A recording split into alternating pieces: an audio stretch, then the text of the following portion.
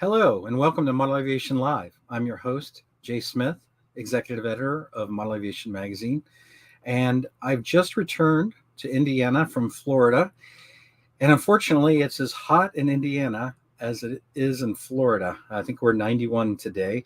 But I wanted to share while I was down in Florida, I got to take advantage of a very generous and kind offer that was given to me by Kike Simoncini to stop by and visit Flex Innovations. So I had the opportunity to spend some time with Kike and as well as Josh, who you see in the photo there. And they gave me a great tour of Flex. I'd never been there before.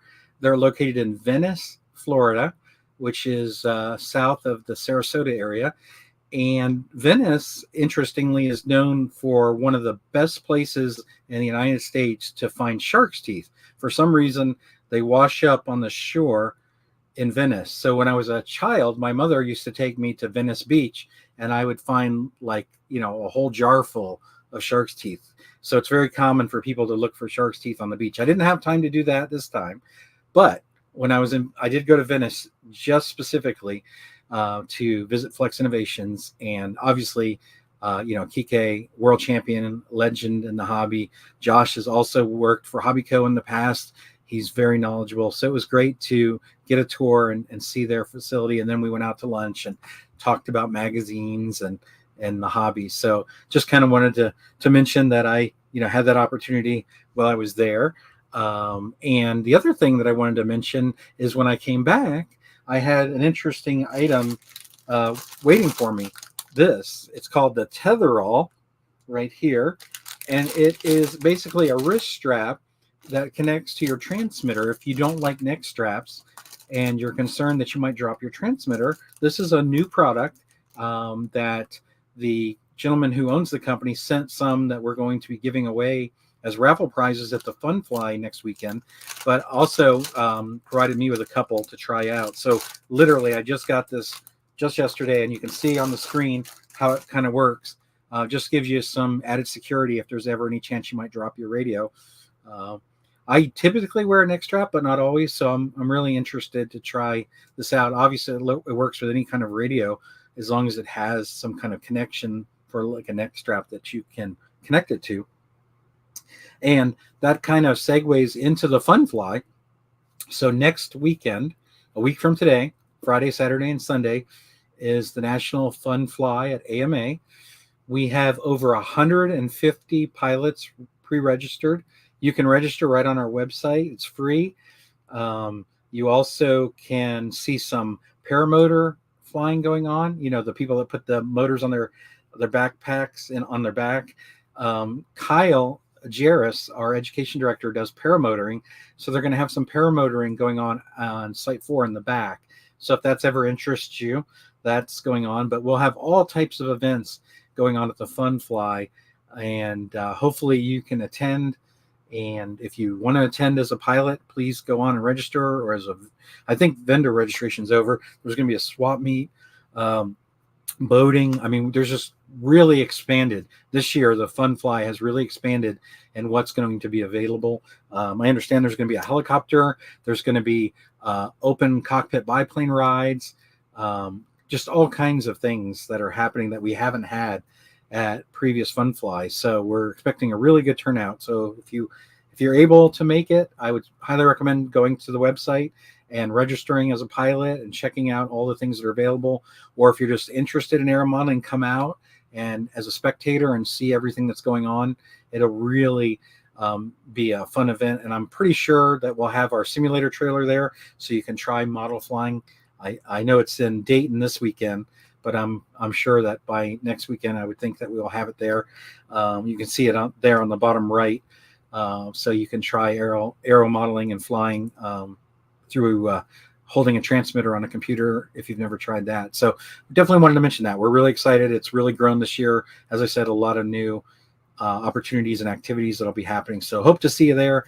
I know that the RC Roundtable is going to be there, and Fitz Walker and Terry Dunn-Wright for the magazine, they'll both be there. Lee Ray, who's part of the Roundtable and has written for the magazine as well, he'll be there. So hopefully you can make it out and attend. Now, without further ado, let's bring out our guest. We have Stan Alexander, who's our scale columnist. Hi, Stan. Can you hear me, Stan? No. Sounds like we're having a static issue.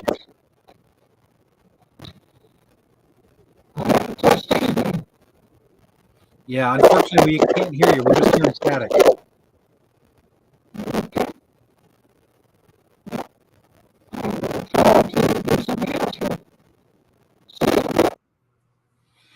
Well, hopefully Stan will be able to get restarted and get that fixed. We were just speaking moments before the show started, and he was fine. His audio was fine. So obviously something's changed. So we'll give Stan a moment and see if we can have him rejoin us. So as I mentioned, obviously we've got the fun fly, and then right after that we go into the Nats just after 4th of July. I think it's the Sunday after 4th of July. We'll start the Nats as far as the outdoor Nats. And then that week leading up, I believe the week leading up is the indoor Nats, which obviously does not happen at AMA. The outdoor Nats happen here in Muncie. So you're probably aware, but we do have a newsletter that comes out during the week called Nats News, which will keep you in the loop on everything that's going on with the Nats. And you will be able to see scores and pictures and write-ups from people that are participating at all the different special interest groups. Usually we also will have some video that's taken on site that complements all the reporting that we're trying to share. So if you're not able to attend the Nats, be sure to go online and check out Nats News and any video coverage that we have. And it pretty much goes on for about 4 to 5 weeks, the outdoor Nats, because we have so much going on with the Nats as far as different special interest groups. And we just had this past weekend, we had multi-GP. We had drone racing.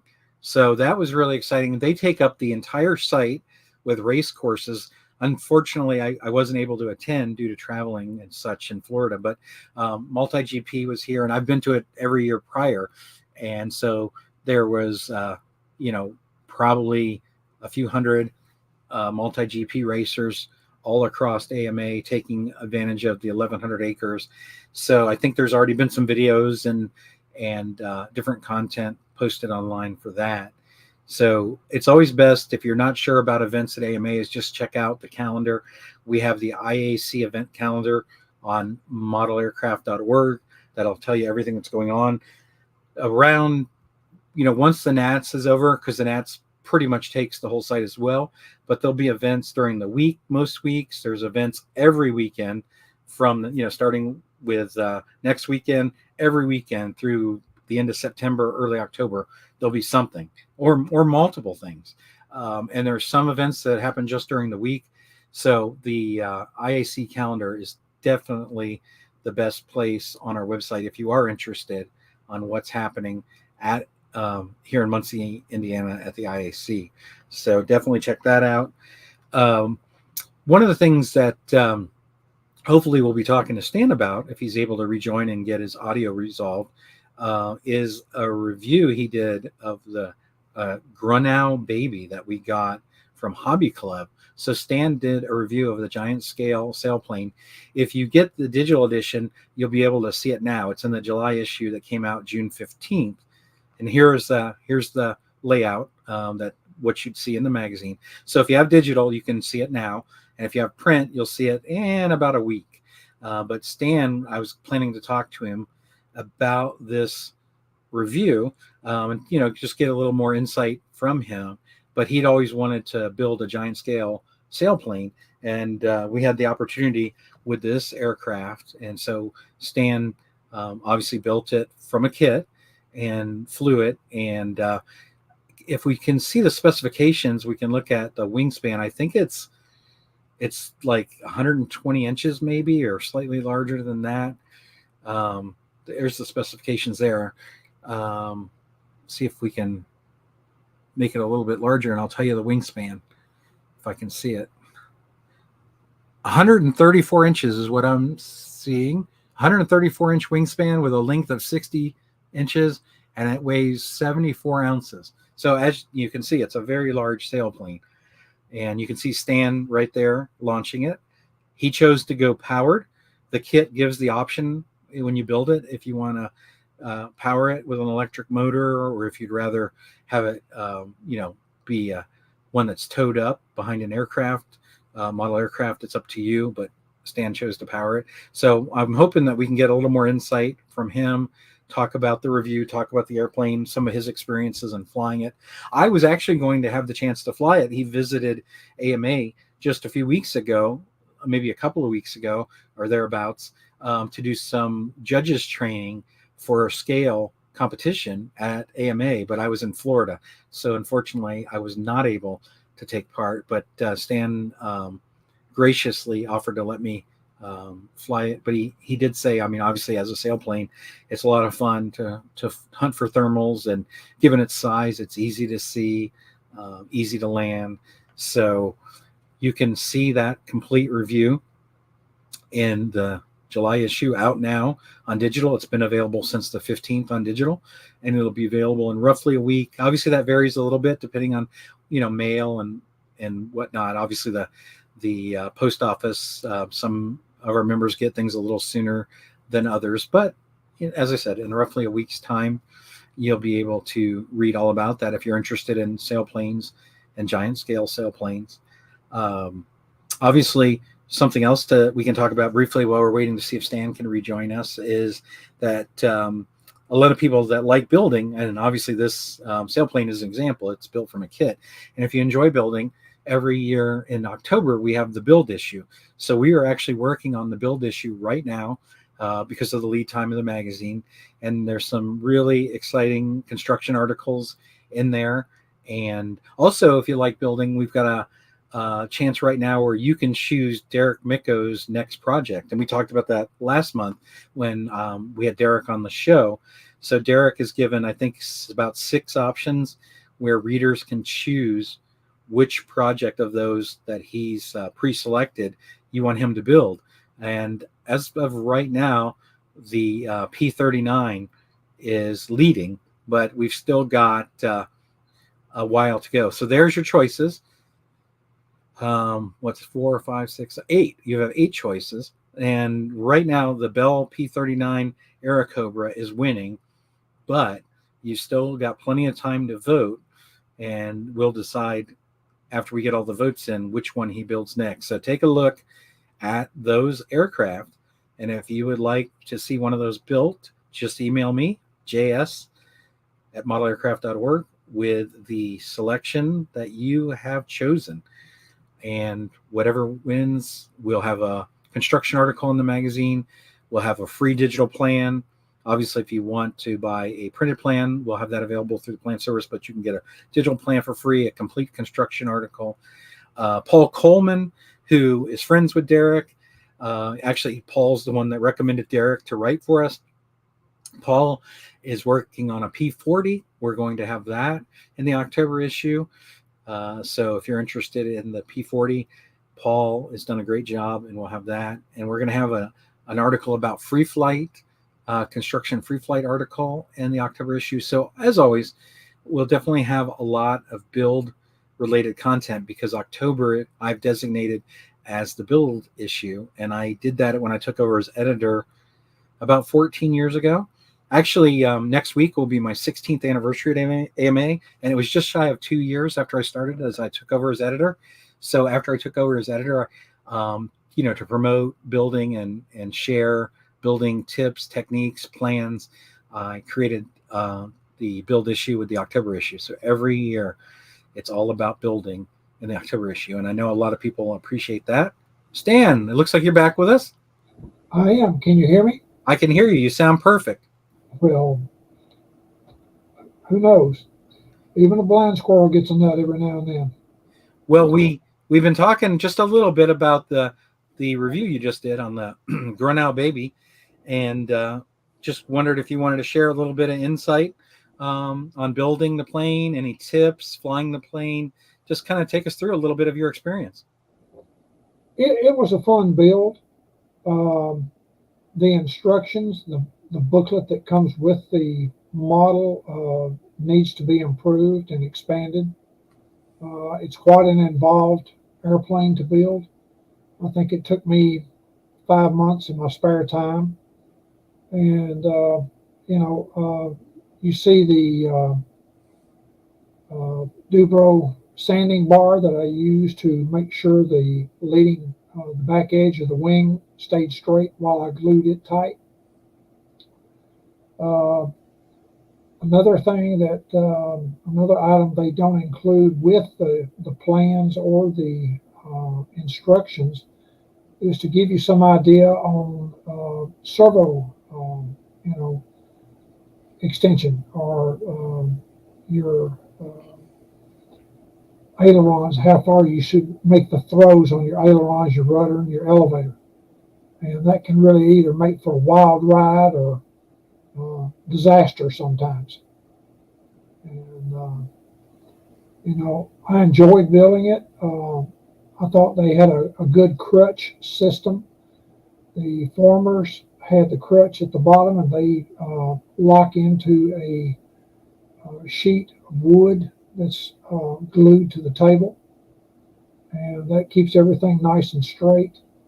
I picked the color scheme for it because I thought it would show up good against the trees and everything that's green here, and it did that quite well. Uh, I'm doing some modifications to it now so I can get out and enjoy it the rest of the summer for myself. Yeah, I think there's some pictures of you talked about the scheme you went with maybe further on.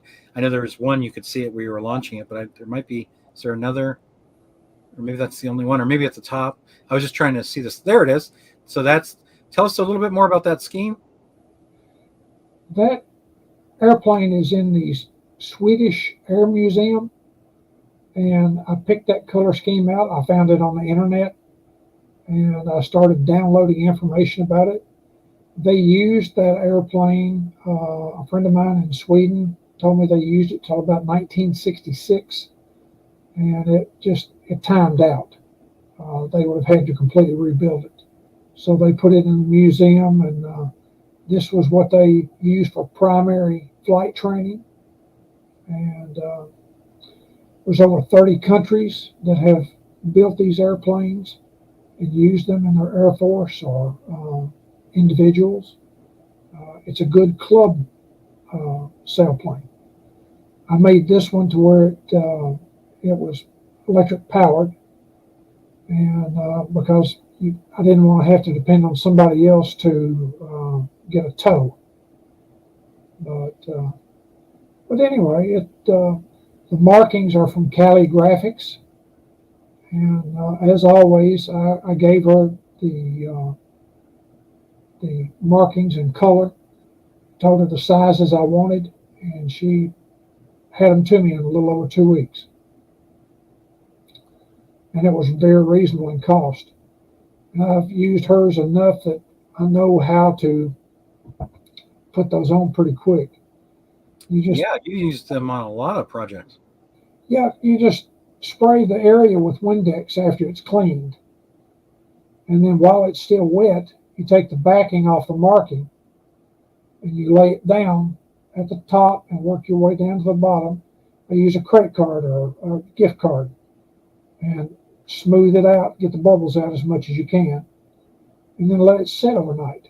And the next day, you can very slowly pull that top cover off, and the marking's there.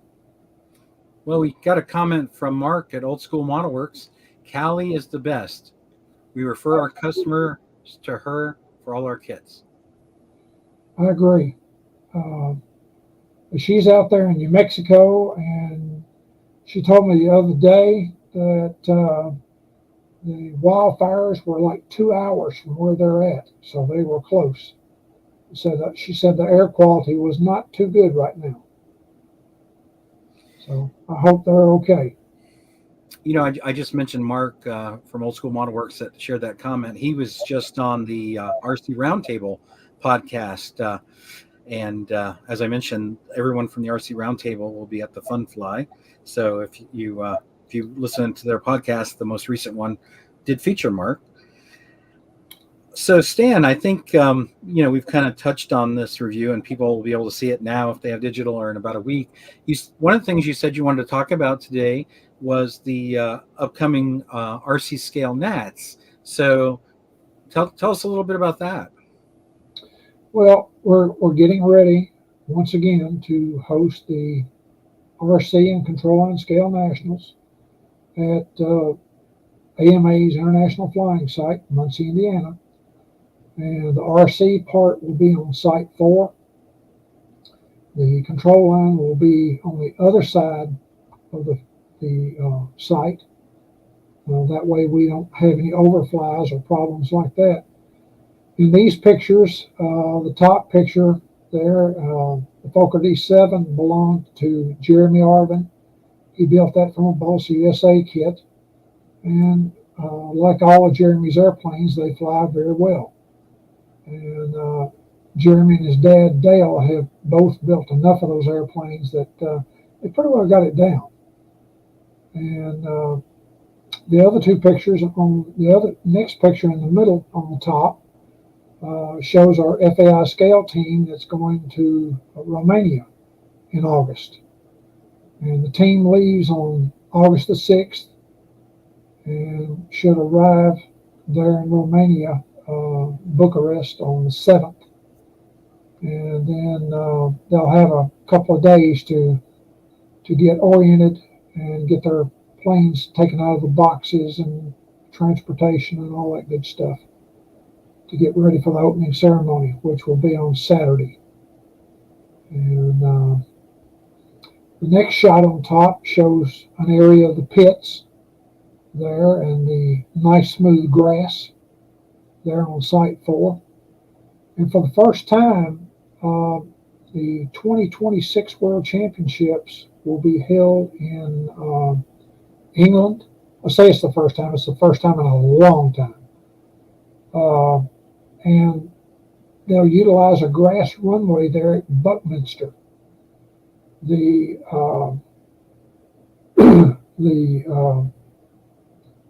home field of the BMFA, and they'll have camping out there, and there's motels that's close to it. And Graham Kennedy and crew from their scale section has been working many years to try to get this back to Great Britain. And so we're kind of already thinking and planning for that. The bottom left photo shows our event director, John Boyko, with his T-34 B model. And John always flies his airplanes very, very well. Always has good airplanes too. And the bottom right photograph shows the scale team again with control line and RC. We have one entry in F4C, which is what we call museum scale, because the interiors of the airplane are judged just like all the rest of the plane. And the judges can do anything but touch the model when they're judging it. They can get right up to it, count the ribs, count the rib tapes, whatever it's got is supposed to be there. And you can see there's 1, 2, 3, 4, should be 7 models there. The big yellow model in the middle is Tim Dickey's F4C entry. It's a Waco cabin model. And he's been working on that model ever since last year, trying to get it ready for the World Championships. And some of the other models we have here, they'll be there as well. Mike Barbie has just finished a Hawker Fury, which will replace his Aranca you see here. And he had the maiden flight today. So I'm sure that video will be up on the NASA Facebook page. But this year at the Nationals, we'll have a UMS 160 7-cylinder radial engine that's worth approximately $4,300 to give away as a raffle prize. And the money for, yep, that's it.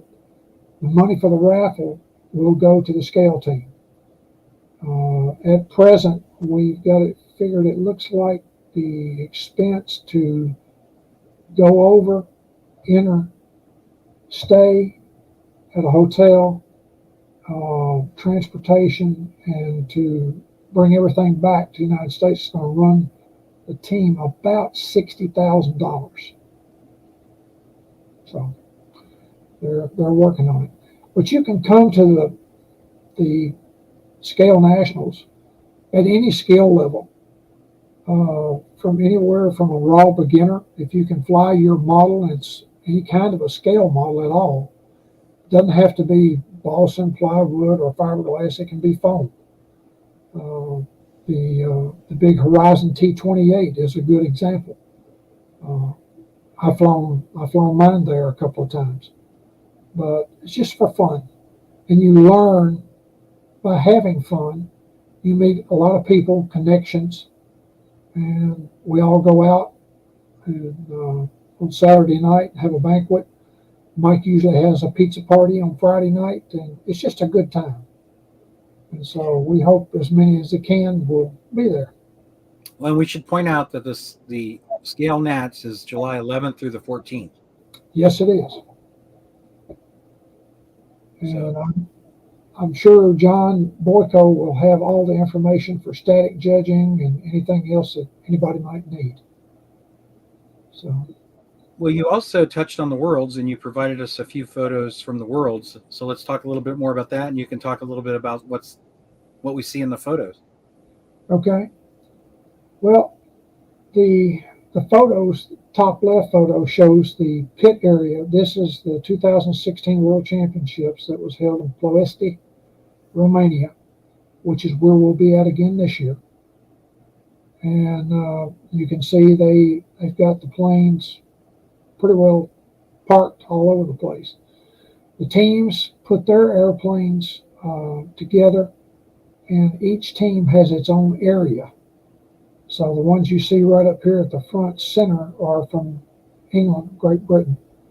And then off to the corner is, I think, Australia, and then France, and it just goes all around. And at that championships, teams could have as many as 6 entries. This year, with the institution of F4B again, teams could have as many as 9 entries, plus juniors and the women's classes. So that is a E650 from Switzerland.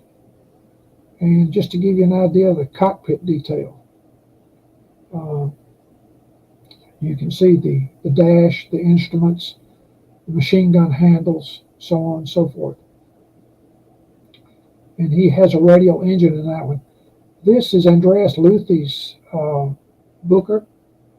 That plane has won the World Championships in F4C, I'm going to say approximately 6 times. It may be more. I've judged it both in flight and static, and static, it is just impeccable.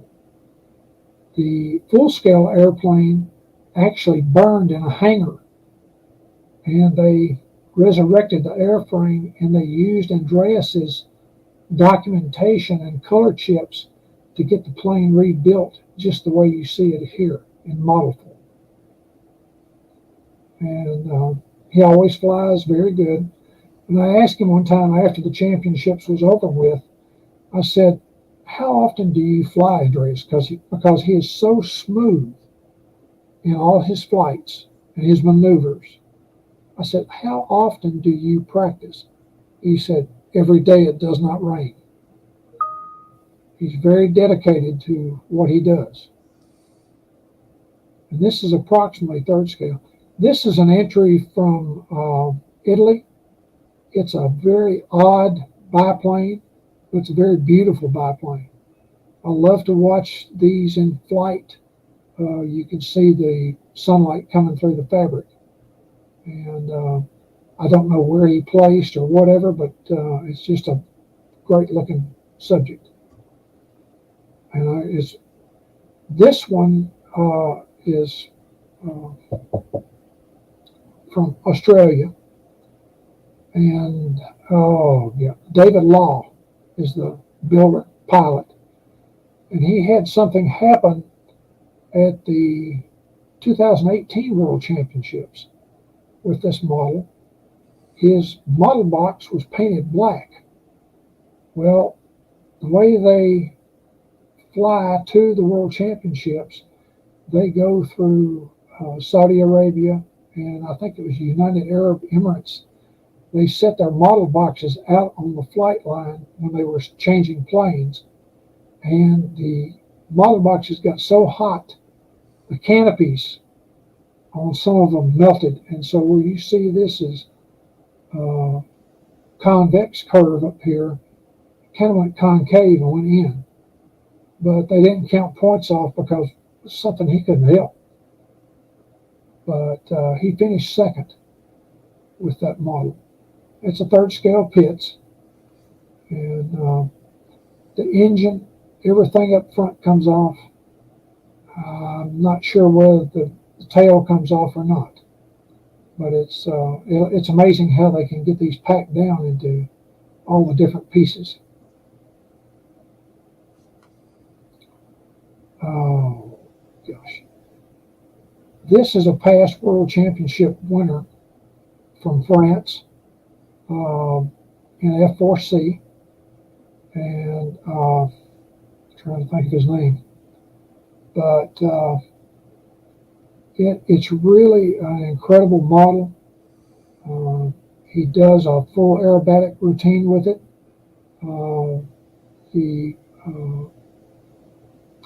The Air Forces that used it, for the most part, had an unflattering name for those planes. They were called the snail because they were so slow.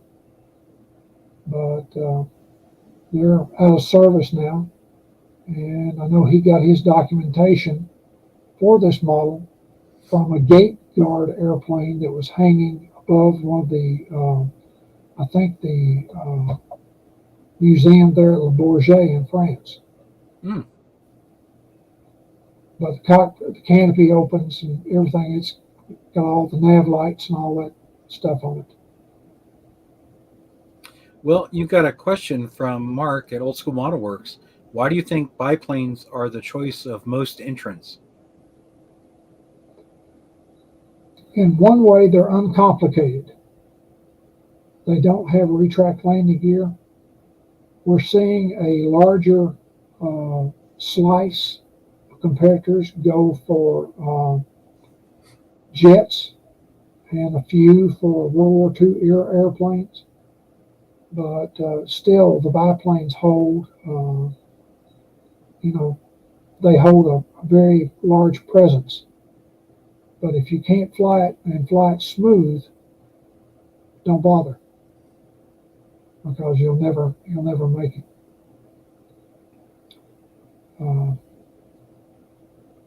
Like I said, next World Championships in England will be held on a grass strip. And I have personally never seen that before.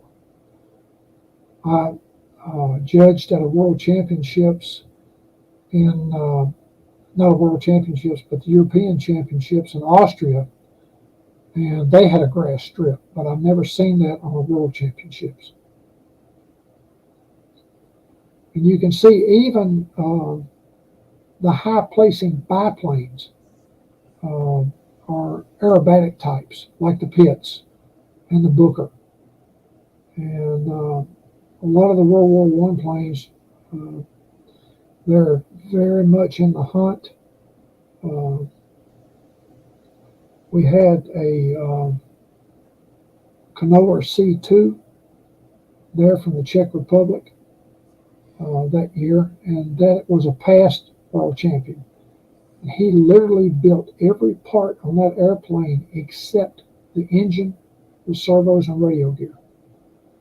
He did the tires, the wheels, the radiator, the entire dummy engine. everything on that airplane was handmade.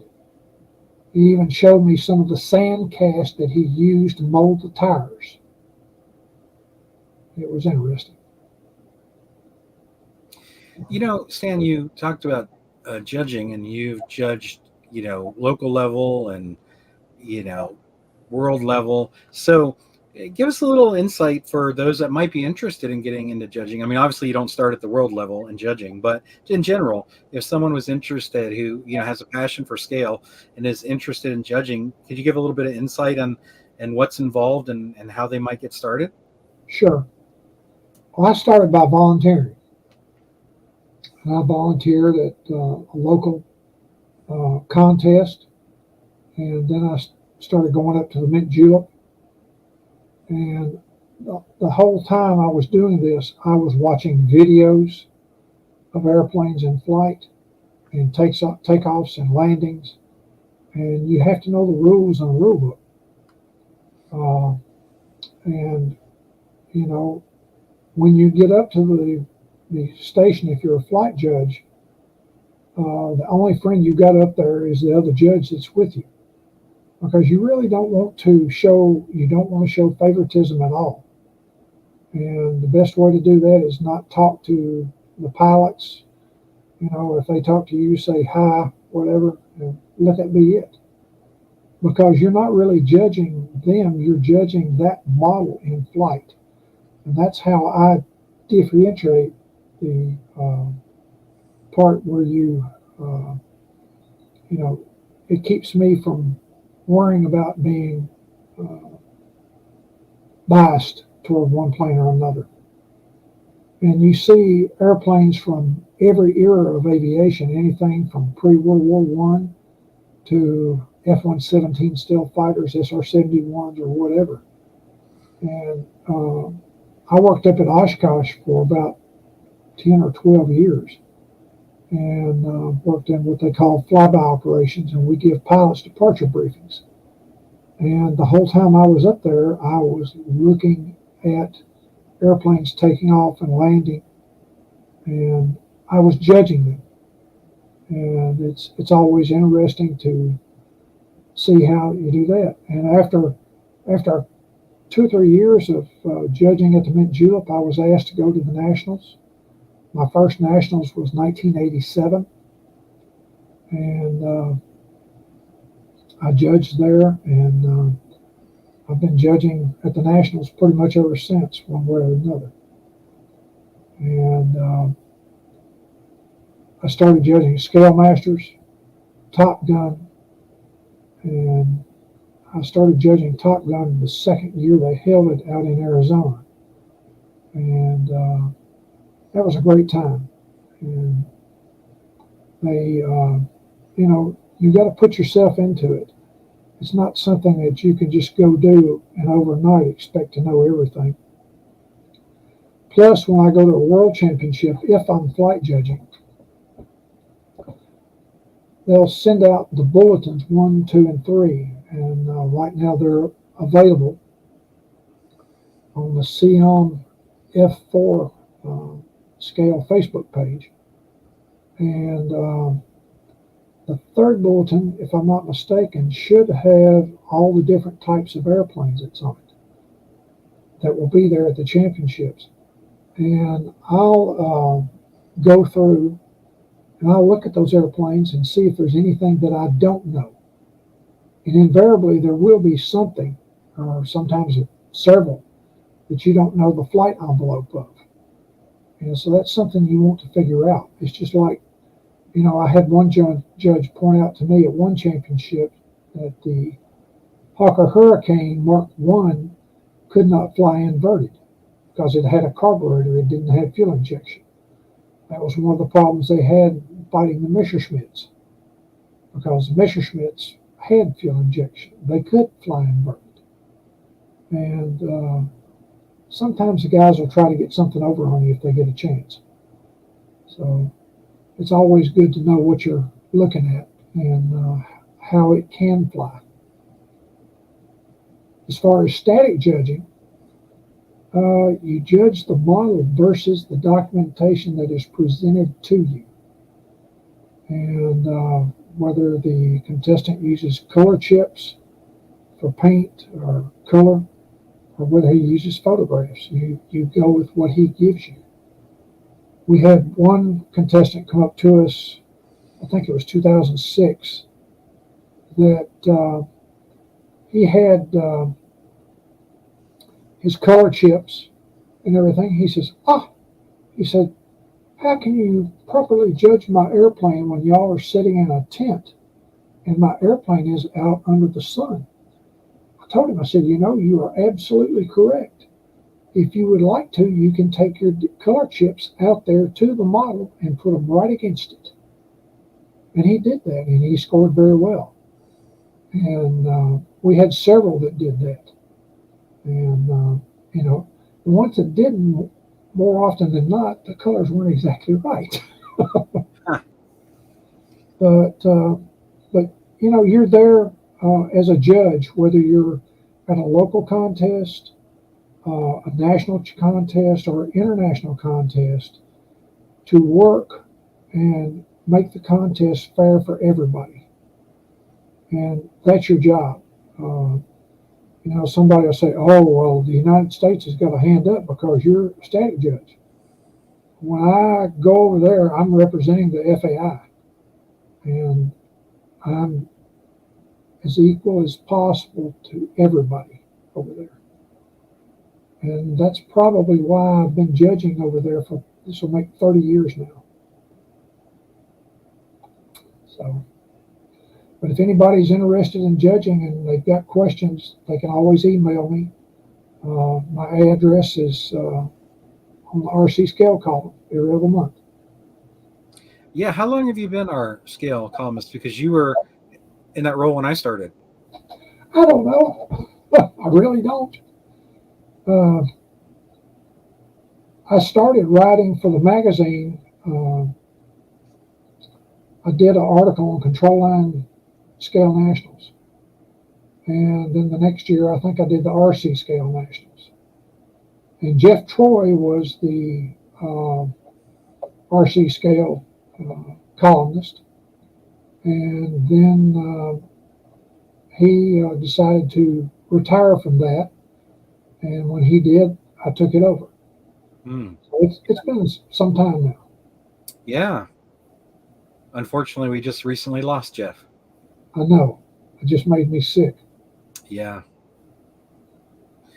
So, in talking about your column, the RC scale column, any insight you want to share into that, or any projects you're working on, or upcoming articles? Well, I'm working on a Boss USA Eindecker E3, and it's not really what I would call real scale because it's got ailerons, and the Eindecker, of course, did not. But this is a good model to me, an all-round model. You could take it to the nationals and fly in fun scale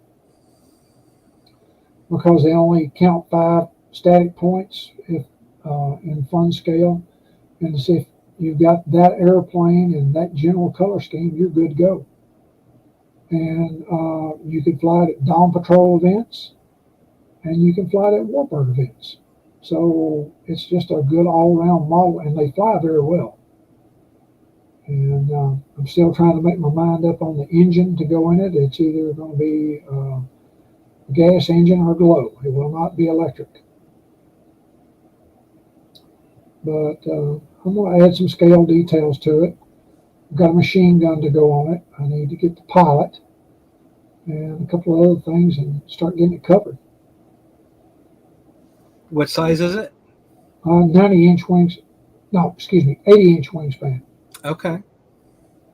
Yeah, 80-inch wingspan. I bought it at the hobby shop. It was on consignment. And it was originally owned by a local modeler who was finally getting out of the hobby due to age Oh. and medical issues. Uh-huh. But no, the kit's 40 years old. Okay. Yeah.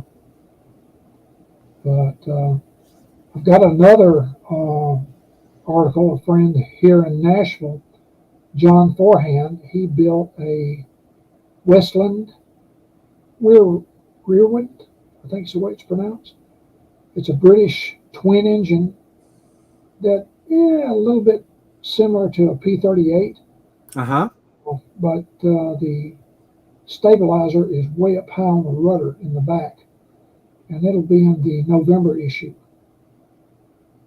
So, but he had fun building it, and he got it down low coming into land, and he just lost it in the trees because he couldn't see it. It just disappeared. The camouflage was so good. We got some good flight shots before that happened. And I told him, I said, next time let's try another flying field. But he's a prolific builder, and he flies indoor down here as well. But that's about all I've got right now as far as projects going. I've got one of Mark's kits, Old School Model Works, Old School Model Works Curtis Robin Hood. I'm going to turn it into a Curtis Robin, and at 6 scale, it'll have a wingspan of approximately 96 inches. Okay. I had Mark cut the extra ribs for it. I'll splice the wings, and it's probably going to end up being another red one in Texaco colors with Cali graphics. What else? And once I give her the measurements, after that, I'm not worried about it because she'll get it. And the thing about Cali, if they do goof something up, send her an email and she'll get it fixed. It's not one of these, what I call fly-by-night companies that will just, once the order's out the door, they're done with it. She wants it to be right too, just as much as you do. You know, you mentioned you have an Old School Model Works, and they just announced their next kit. Did you see what it is? Yes, I did. It's a jet. I was kind of surprised by that. Well, I think everybody was, and I've already got my order in. Perfect. Well, look at it this way. It takes a small battery. It's got approximately a 47.5-inch wingspan. I think it's 47.25. And so it'll fit in the back of a car. And you could take 3 or 4 batteries out to the field with you and take that airplane. That's all you need. Just take it out there and have fun with it. It's aerobatic. It slows down real slow to land. I think Mark said he programmed flaperons on it. And he went through a couple of prototypes before he figured out just exactly what he wanted. And he's got a nice flying model, which is always a plus in my book. So looking forward to getting that one and getting it started. That's my side projects. Well, never hurts to have a few things lined up. No, it doesn't. But yeah, it's I've got several of his kits that I built. I built the Chaos, Robin 25. I built a couple of those.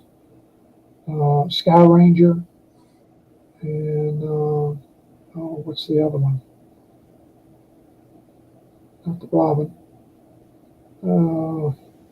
Javelin. Love the color scheme I put on the Javelin. It looks kind of like a old 30s era racer, and kind of like a monocoupe, but just fun.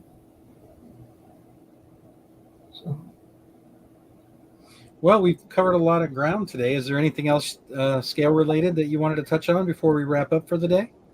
Well, like I said, if anybody's got any questions about judging or finding documentation, the best thing that I can tell you about finding documentation for a scale model is do that first.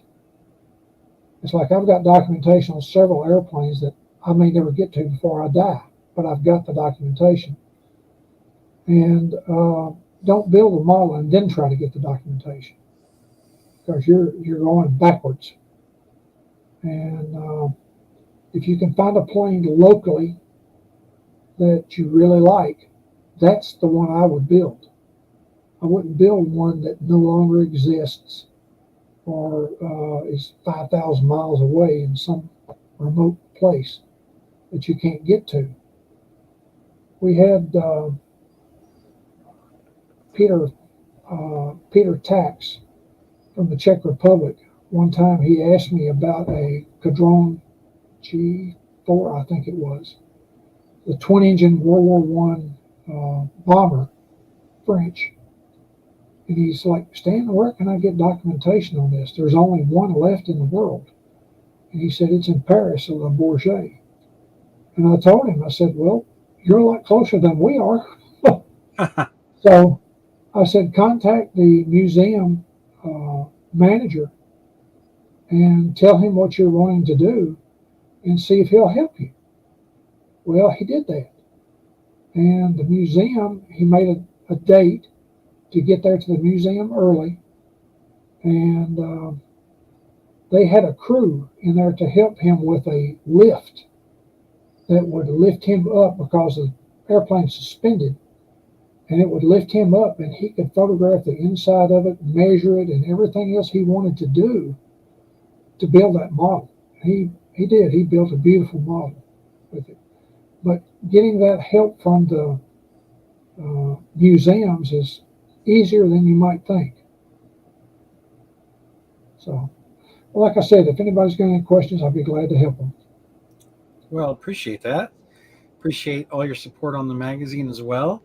And look forward to seeing you just in a few weeks at the Scale Nats. And I want to remind everyone that our next show will be July 19th.